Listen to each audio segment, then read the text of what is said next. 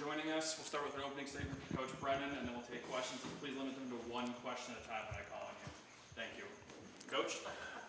That started us off on a rough note right there. All right, good to see everybody. Appreciate everybody being here. You know, as I continue to say, we measure everything by our standard red line. And all week we talked about being accountable for last week's game. And when I think about today, when I think about this week and how we practice and how we attack the work, you know, that part of the accountability, player, coach, all of us, everybody was all in on how we were going to get that done this weekend against a really, unique opponent. I think today what you saw that red line show up because our effort was 100-100. You saw us be really, really aggressive that way and play really hard. The execution showed up. We converted in the red zone, which was excellent. And, then our defense held them to 158 yards of total offense, which is just fantastic. And then also the 4 turnovers on top of that, right? The 2 takeaways and then the 2 turnovers on downs. And so there was a lot of really, really good stuff in that game. It's a Big 12 win, and I'm proud of how we came to work this week and how we battled through that thing and closed the door on it there at the end. I think when I think of our team, I'm just proud of these guys. I'm proud of our coaches and players, how they continue to work, how they continue to play for each other, how they play for the community, and how they play for this university. So I'm ready for your questions now. Thank you, Coach. We'll start with Justin and then Troy. So obviously it was a really big game for Trey Spivey. What did you make of how he was able to get going? And what did you think about just the receivers collectively? Because I think 4 different guys caught touchdowns. Yeah, it was awesome. I think that's one of those things is that when we trust the scheme and we do what we're supposed to do and we do it red line, we get good results. And so it's great to have that validation because that's obviously something that we've been preaching as a coaching staff. When we're off the mark, like we were at times last week or when we've been at times during wins, other games of the season. Right, and so I was just, I thought Noah threw the ball well, and it was great to see those receivers finish the way they did. Troy and then Michael. Continuing on Noah, just his performance today and being able to bounce back from the Iowa State game and put on the show that he did. I thought it was awesome. I think, being a Division I quarterback on this level is hard.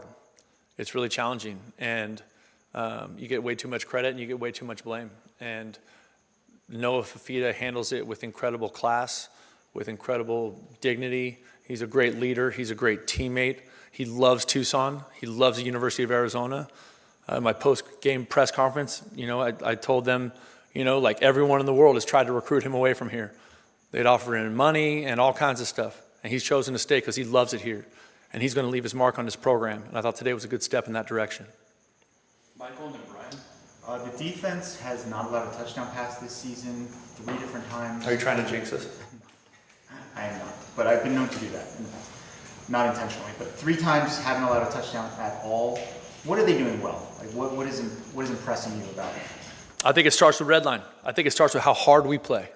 You know what I mean? I think that is a huge thing that I think it's cliche, and lots of coaches say that, but I think when you turn on the tape, it looks that way. It looks violent. It looks physical. It looks like people running the football. And I think that part of it it can't be overstated. You know what I mean? But I also think that they're doing a good job of settling in. I think Coach Gonzalez has done a great job, and that staff of giving those players clear understanding of what their job description is, and then helping them understand, okay, now you know what to do, and then here is the red line you're going to attach to that. This is the effort you're going to attach to it. This is the violence you're going to attach to that job description. Brian and then Jason Barr. First 5 plays, you guys were running the ball real effective, but then some offensive linemen started going out and shuffling. How much did that affect just the overall performance of the run game? Well, I think that's part of it. I also think when they're putting 8.5 people in the box and you're going to be outnumbered running the ball, it's going to be hard. And so that's why you saw, which is great. Like that's something we talk about all the time. Like take what they give you, right? And so if they're going to play us with no safety or, they're going to, play a bunch of man coverage and we feel great about our receivers and we feel great about our quarterback and his ability to deliver the football accurately, then we'll live with that. Jason Barr and then Justin. My question was asked. Thank you. All right. How about that? Wow. Troy. So we saw Luke Wysong take some punt returns today, replacing Jeremiah Patterson. What did you think about his punt returning and also him getting going with that touchdown? I thought it was great. I thought it was great. I think Luke Weissong is one of those players that is just going to continue to make plays and impress people as he continues to get more comfortable in the scheme and make plays and play more. And we're all excited about Luke. He's an awesome young man. He's a fantastic team guy, and he's just a baller. You know, I know he's going to be upset because he muffed that field or that punt, but he ran up on that thing and tried to preserve those yards, and those things can be hard because you're running up into the wash, and you got to take but he did a great job of getting on the ball, right? That's the other part of it, is that he still finished the play. That's a good example of red line. He didn't just muff it and lay on the ground and be like, oh, feel sorry for himself because he didn't catch it clean. He finished it, which is awesome. Your thoughts of losing a few linemen, but being able to have that depth that you didn't have last year, to have guys out there that can play in a Division I football game? No, I think I told you guys this at the beginning of spring ball, and I think I told you this at the beginning of training camp. You can't ever have enough offensive and defensive linemen. You can't. You know what I mean? So I thought the guys stepped in there and did an admirable job, and I think the guys that got beat up today, we need them back. So they need to live in the training room. So we get them a couple of rollout beds, and we'll get them in there, and they're going to live in there full time because we need them back. John, and then Mike. You had 205 yards after the catch. What does that say about your receivers and running backs? I think that's exciting, right? I think that's really exciting because those big plays like that, when you can break tackles, and the great thing is that, we hadn't seen that kind of show up yet quite in that way this year. So we're really excited about that. There's a certain physicality, there's a certain mindset that comes with playing with the football in your hands after you catch it. And so to see it show up today in a positive way was good.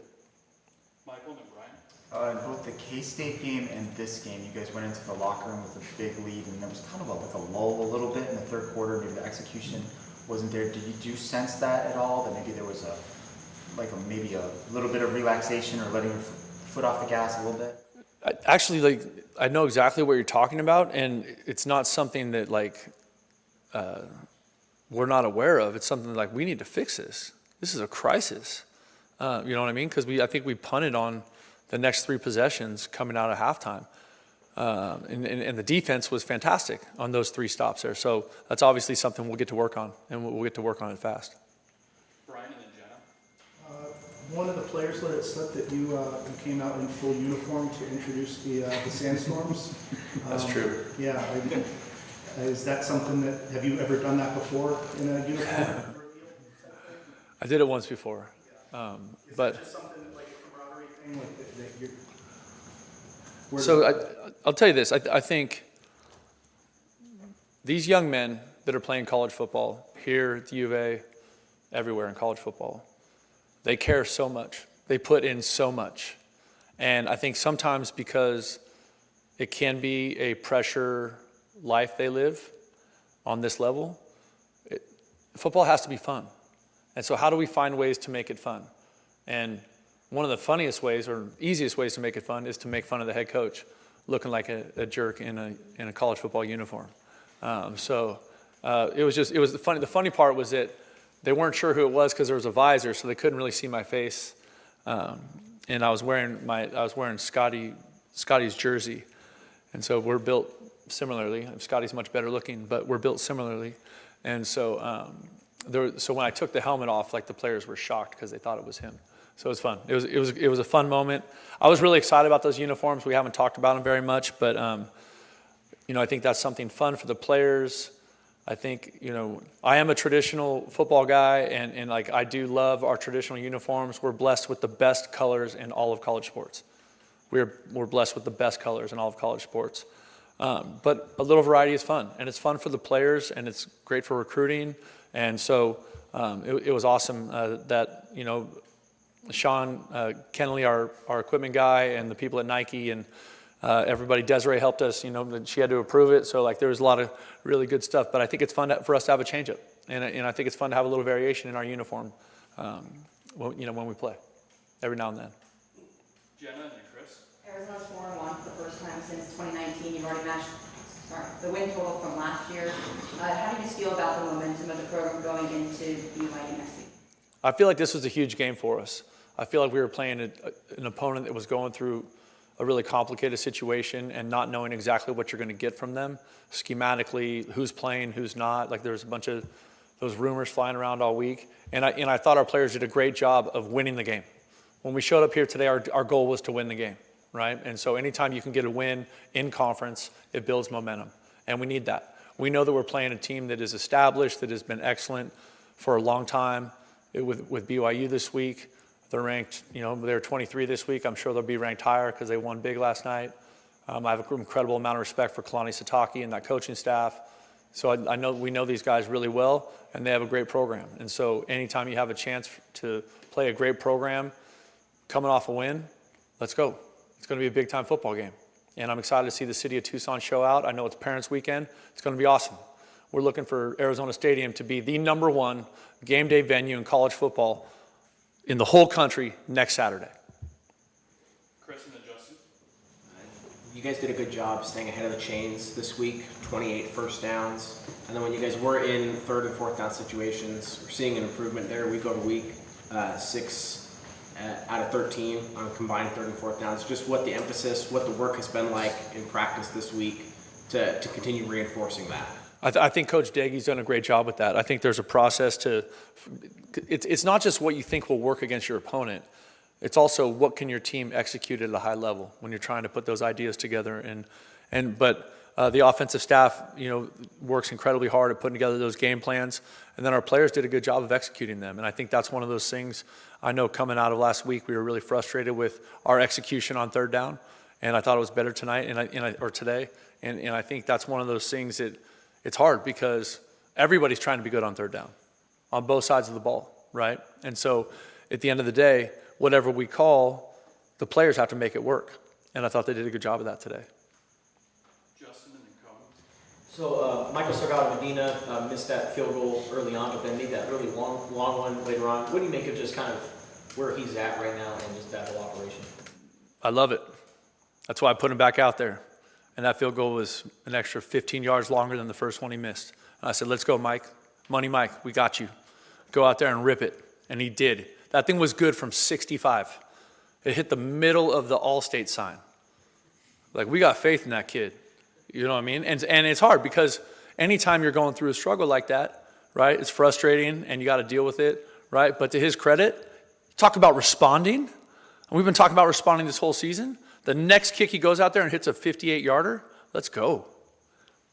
The last two will be Cohen and Michael. On the scramble drill play that Fafita had to Luke Weissong, just you're in the sidelines reaction as that play is unfolding, as Noah's kind of running around making plays with his feet, and then also kind of the execution that went into it, like the offensive line, no penalties in a situation like that, and then even I think it was Gio Richardson downfield to spring Weissong free. Yeah, I think that's that's kind of red line. That's in the red line category, right? Competing, playing your tail off until the whistle. And that's what that was, right? Like Noah's running around all over the place. Linemen are running, continuing to block, right? Luke Weissong is running scramble drill coming all the way across the field.